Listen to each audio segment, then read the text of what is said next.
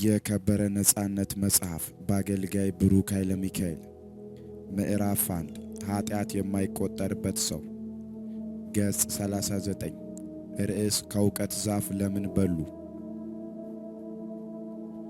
አዳምና ሔዋን በሰይጣን ምክር ፍሬውን በመብላታቸው የወደቁት እንደ እግዚአብሔር ለመሆን በመፈለጋቸው እንደሆነ ለብዙ ጊዜ ሰምተናል። ነገር ግን ውድቀታቸውን ባጭሩ እንደ እግዚአብሔር ለመሆን ከመፈለግ ጋር ማያያዝ እውነታውን ከመረዳት ይከለክላል። ምክንያቱም አዳምና ሔዋን እንደ እግዚአብሔር ለመሆን በሚፈልጉበት ቅጽበት እንደ እግዚአብሔር ነበሩ። በቅንፍ ዘፍጥረት ምዕራፍ 1 ከቁጥር 26 እስከ 27 የአዳምና ሔዋን ውድቀት ምክንያት እንደ እግዚአብሔር ለመሆን መፈለግ ሳይሆን በራስ ጥረት እንደ እግዚአብሔር ለመሆን መፈለግ ነው። የአዳምና የሔዋን ችግር በነፃ እንደ እግዚአብሔር ሆነው ሳሉ በሥራ እንደ እግዚአብሔር ለመሆን መፈለጋቸው ነው። በቅንፍ ዘፍጥረት ምዕራፍ 3 ቁጥር 5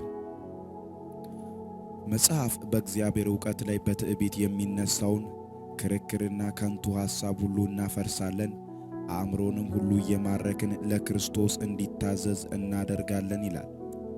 በቅንፍ 2 ቆሮንቶስ ምዕራፍ 10 ቁጥር 5 የኦርቶዶክስ ተዋሕዶ መጽሐፍ ቅዱስ ይህንን ጥቅስ የሰውንም ሐሳብ በእግዚአብሔር ዕውቀት ላይ የሚነሳውን ከፍ ያለውን ነገር ሁሉ እናፈርሳለን፣ ለክርስቶስም ለመታዘዝ አእምሮን ሁሉ እንማርካለን ይላል። ቃሉ በእግዚአብሔር ዕውቀት ላይ በተቃርኖ የሚነሳው የሰው ከንቱ ሐሳብ እንደሆነ ይነግረናል።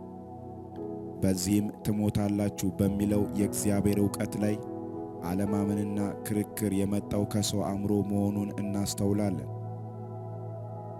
ልጅ የወለደ ሁሉ በልጁ አባትነቱ እንዲታወቅ ይፈልጋል። ሁሉም አባት ልጅ ሲወልድ በመጀመሪያ ለልጁ የሚያስተምረው አባ የሚለውን ቃል ነው። አዳም የእግዚአብሔር ልጅ ነው። በቅንፍ ሉቃስ ምዕራፍ 3 ቁጥር 38 በአዳምና በእግዚአብሔር መካከል ያለው ኅብረት እግዚአብሔር ለአዳም ከሁሉ አስቀድሞ በመልኩና በአምሳሉ የተፈጠረ ልጁ መሆኑን እንደሚነግረው ያስረዳናል። አባትነት ማስገኘት ነው። አባትነት መጠበቅ ነው።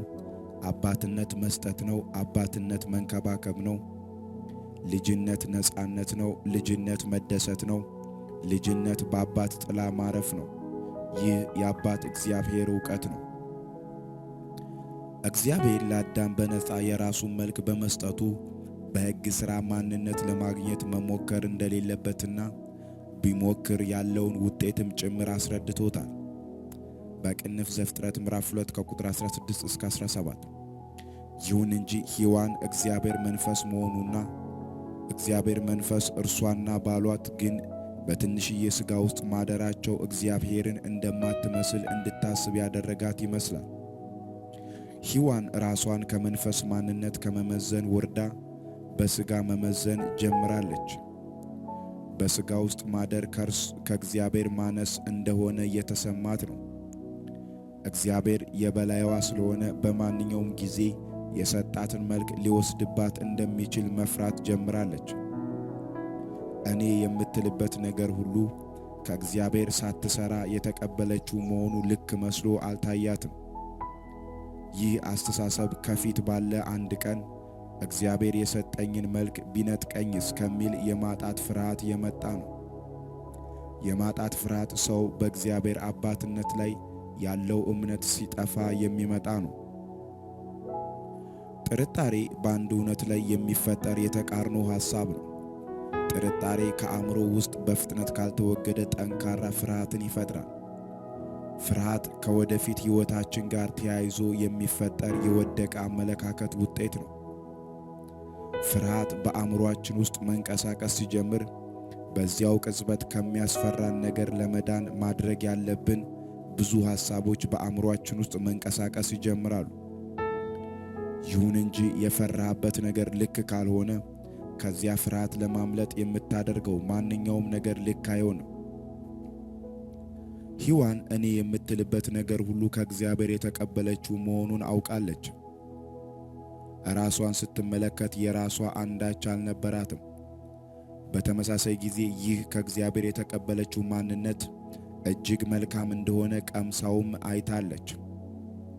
ነገር ግን ይህ በጸጋ የተሞላ ሕይወት በሔዋን ውስጥ ምስጋናን ከመፍጠር ይልቅ ፍርሃትን ፈጥሯል።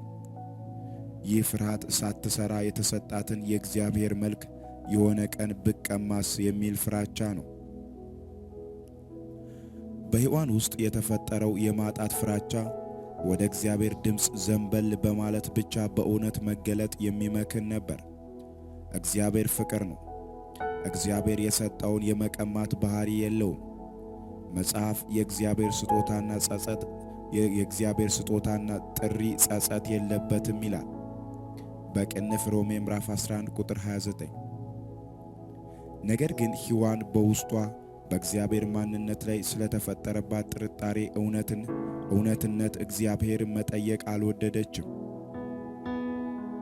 ሔዋን ተቀባይ እስከሆነች ድረስ እንደ እግዚአብሔር መሆኗን ማመን እንደሌለባት ታስባለች። ለሔዋን እንደ እግዚአብሔር መሆን ማለት በራስ ጥረት በሥራ በማድረግ የእግዚአብሔርን መልክ መምሰል ነው። ስለዚህም የእግዚአብሔር መልክ መቀበል ትንሽነት እንደሆነና የእግዚአብሔርን መልክ ሰርታ ማግኘት እንዳለባት እያሰበች ነው። የሔዋን አእምሮ ሁሉ ከእርሱ በእርሱ ለእርሱ ለሚለው ሰማያዊ ዕውቀት መታዘዝ አልፈለገም። በዚህ ሁኔታ ውስጥ ያለችው ሔዋን ላይ እባብ ወደ ትዕይንቱ ሲገባ እንመለከታለን። እባብ እግዚአብሔር የከለከላችሁ አንዳች ነገር እንዳለ ሔዋንን ሲጠይቃት ሔዋን የእውቀትን ዛፍ አለመብላት ብቻ ሳይሆን ለመንካትም እንደተከለከለች ለእባብ ስትነግረው እናያለን በቅንፍ ዘፍጥረት ምዕራፍ 3 ቁጥር 3። ሔዋን ሐሳብ ውስጥ ስለ አባት እግዚአብሔር ሰጭነት የነበረው የጥርጣሬ አመለካከት እግዚአብሔር ያላለውንም ጭምር በማሰብ ራሷን ከእውነተኛ ማንነቷ በታች እንድትመዝን አድርጓታል። በጥርጣሬ ተሞልቶ የማጣት ፍርሃት ላይ የወደቀው የሔዋን አእምሮ እግዚአብሔር ለጥቅማቸው የነገራቸውን እውነት እንደ እግዚአብሔር ለመሆን ማድረግ ያለባት መንገድ እንደሆነ ማሰብ ጀመረች።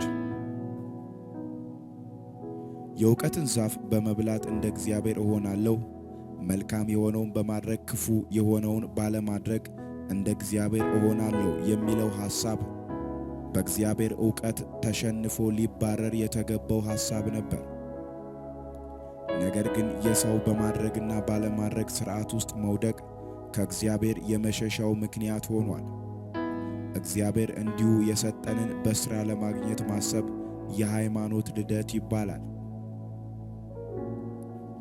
እባብ በሔዋን ውስጥ ያለውን ጥርጣሬ በውሸት ሐሳቦች ከፍ በማድረግ ወደ እርግጠኝነት አሳደገው። ፍሬውን ብትበላ እንደማትሞት፣ በእግዚአብሔር መልክ እንዳልተፈጠረች ነገር ግን በመብላት እንደምትሆን አሳመናት።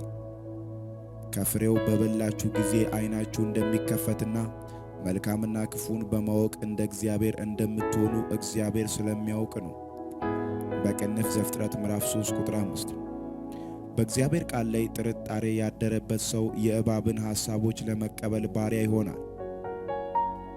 ከፍሬው በበላችሁ ጊዜ የሚለው ውሸት ግልጽ በሆነ ቋንቋ የእግዚአብሔርን መልክ መካፈል ቅድመ ሁኔታ አለው ወይም የራስ ጥረት ማድረግን ይጠይቃል እያላቸው እንደሆነ ያስረዳናል። ሔዋን በልቧ የተፈጠረው ጥርጣሬና ፍርሃት እንዲሁም ከዚህ ፍርሃት ለማምለጥ ያሰበችውን ሐሳብ ሁሉ ባሏ አዳም ላይ ማስረጥ ችላለች።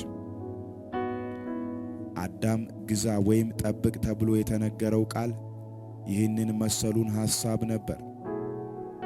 ነገር ግን አዳም ከመጠበቅ ይልቅ ተስማምቶ የሔዋንን ከንቱ ሐሳቦች ሁሉ የራሱ አድርጓል።